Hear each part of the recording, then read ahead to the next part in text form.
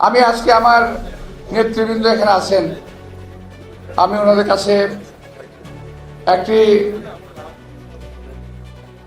অভিযোগ করবো না, আমি আমার একটা আশঙ্কার কথা ব্যক্ত করছি, যেটা আমি শুনেছি এবং আমি বুঝতে পারছি। আমি আশা করি এই ব্যাপারে ওনারা ব্যবস্থা নেবেন। আমি সকলের সামনেই বলছি কথাটা। কিছু কিছু এই নির্বাচনে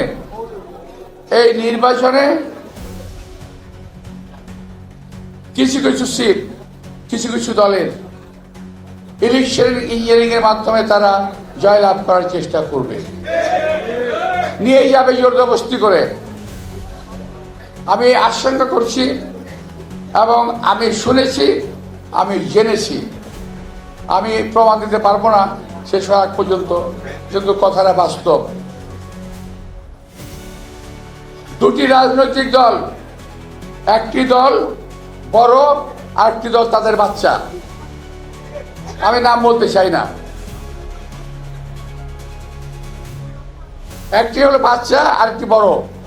বাচ্চাদের সব সিট পেতে হবে এবং এই ব্যাপারে তারা উচ্চ পর্যায়ে, সরকারের উচ্চ পর্যায়ের লোকজনের সঙ্গে বৈঠক করেছে। তারা কিভাবে ইঞ্জিনিয়ারিং করে এই সিটগুলো জিতে যাবে, যাতে বিএনপি ক্ষমতায় আসতে না পারে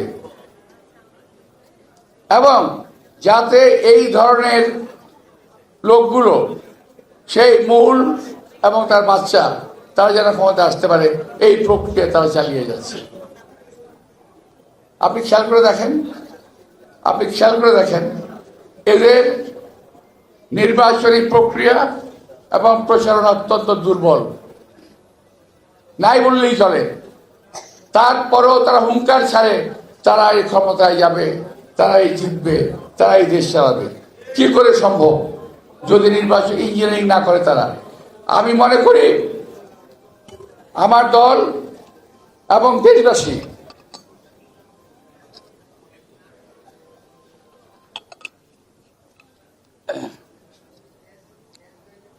এটা বিশেষভাবে নজর দেবেন। আমাদের নেতা এবং কর্মীরা বিশেষভাবে নজর দেবেন কোন রকম ইঞ্জিনিয়ারিং করতে যেন না পারে। আজকে এখানে আমাদের নির্বাচন পরিচালনা কমিটির আহ্বায়ক সাহেব রয়েছেন, আমার শ্রদ্ধেয় নেতা নজরুল ইসলাম খান আছেন, আমাদের পার্টির সেক্রেটারি জেনারেল মির্জা ফখরুল ইসলাম আলমগীর। আমি ওনাদের কাছে বলবো, আমার এই কথাটুকুকে দয়া করে অবজ্ঞা করবেন না, কাজে লাগবে। যদি কথাটা শোনেন কাজে লাগবে, না শুনলে কিন্তু ক্ষতি হয়ে যাওয়ার সমূহ সম্ভাবনা আছে। আমি খুব সিরিয়াসলি কথাটা বললাম। যাই হোক প্রিয় ভাইয়েরা, আমি প্রথমেই বলতে চেয়েছিলাম যেটা, আমি কথাগুলো আমার বক্তব্য শেষ করে দিচ্ছি, এখন আপনাদের সাথে একটু মজা করবো আমি। সেটা হলো, আমি যখন মঞ্চে দাঁড়াই আপনারা খুব স্লোগান দিলেন, তাই না? পৃথিবীতে সবচেয়ে সহজ কাজ সমাবেশ এবং স্লোগান দেওয়া, সবচেয়ে সহজ কাজ। সবচেয়ে কঠিন কাজ কোনটা? নির্বাচনে জয়লাভ করা। আমি যদি এখন প্রশ্ন করি যে আমার এলাকার অনেক লোক এখানে আছেন, আমি জানি, আপনার কোনো উত্তর দেওয়া দরকার নাই, আমি শুধু বলবো আর কি, শুনে যান। আমি প্রশ্ন করি, আপনার কটা বাড়িতে গেছেন, কটা ভোট চেয়েছেন, বলতে পারবেন না।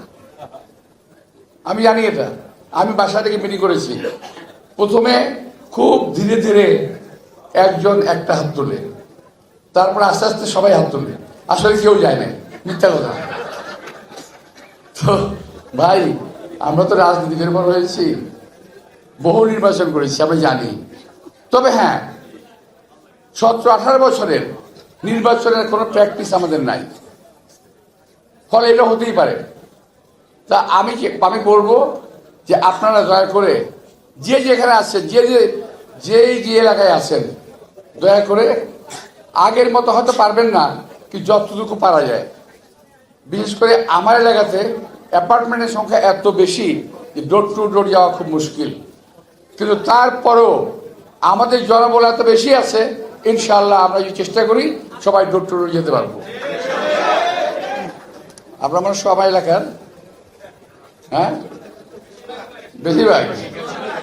আচ্ছা, সবাইকে যেতে হবে, লিফলেট পোস্টার সব রেডি আছে, এখন যেতে হবে। আর একটা বিষয়,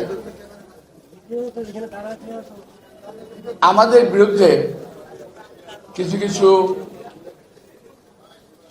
ছেলেপেলে আছে যারা খুব আজে বাজে কথা বলতেছে সোশ্যাল মিডিয়ায়, দেখেছেন না? খুব আজে বাজে কথা বলতেছে। কিছুটা দুদু বলে গেছে, আমি তার যে টেনে বলছি যে তারা অপকর্ম করতেছে, নিজেরা চাপিয়ে দিচ্ছে বিএনপির উপরে, নিজেরা চাঁদাবাজি করতেছে, নিজেরা চাপিয়ে দিচ্ছে বিএনপির উপরে। কি দুর্ভাগ্য আমাদের, ওদের সরকার ক্ষমতায় আর আপনারা বলেন যে বিএনপি চাঁদাবাজি করে। সরকার কি করে? বিএনপির হাতে যে ক্ষমতা ছিল সেই ক্ষমতা দিয়ে এই পর্যন্ত প্রায় ৬,০০০ কর্মীকে বহিষ্কার করা হয়েছে। আমি জানতে চাই কজন চাঁদাবাজকে এই সরকার গ্রেপ্তার করেছে? একজন চাঁদাবাজ গ্রেপ্তার করে নাই, কারণ তাদের সকলের চাঁদার মাপ পরিমাপ অনেক বেশি। আমি বাই নেম বলতে পারি, কিন্তু বলবো না, ইলেকশন আগে তো বলবো না কে করে, কার কাছ থেকে করে, সব জানি ওগুলো আমরা। কিন্তু চাপিয়ে দিচ্ছেন বিএনপির উপরে, বিএনপি নেতৃবৃন্দের উপরে। ইলেকশনে আপনাদের বলার কিছু নাই।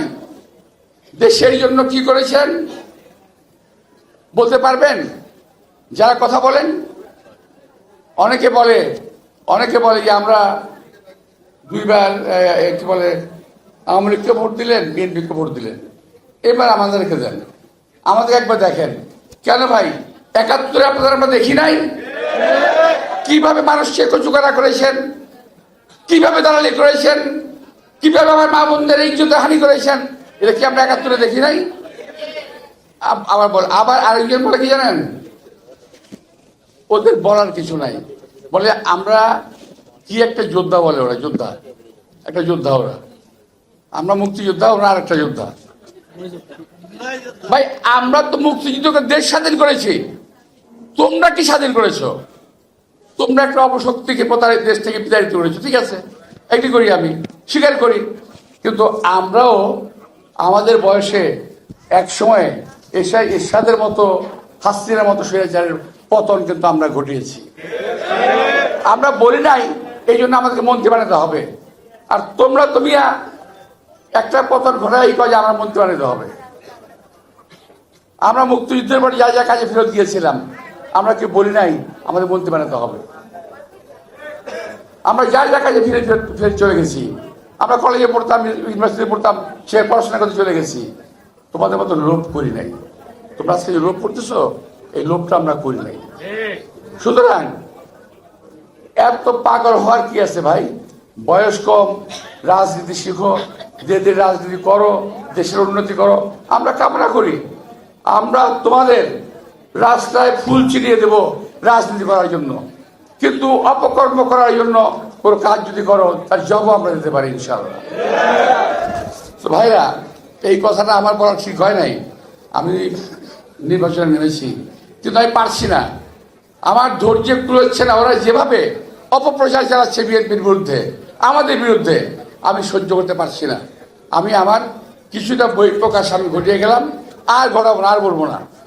আজকেই শেষ, আজকেই প্রথম, আজকেই শেষ। তোরা যা খুশি তাই কিয়া, আমি কোনো কথা কমো না, ঠিক আছে? ভাই আমার আর যাই হোক, আমার গলায় সাইনবোর্ড লাগিয়ে চলতে হবে না যে আমার বাড়ি ঢাকা এবং শাহজাহানপুরে। আমার ঠিকানা আছে রে ভাই। যারা ঠিকানাবিহীন তারা বলেন আমার বাড়ির মুখ জায়গায়, আমার বাড়ির মুখ জায়গায়। আমি ঠিকানাবিহীন লোক নই, এটা মাথায় রাখতে হবে। আমি এই দেশের একজন কর্মী।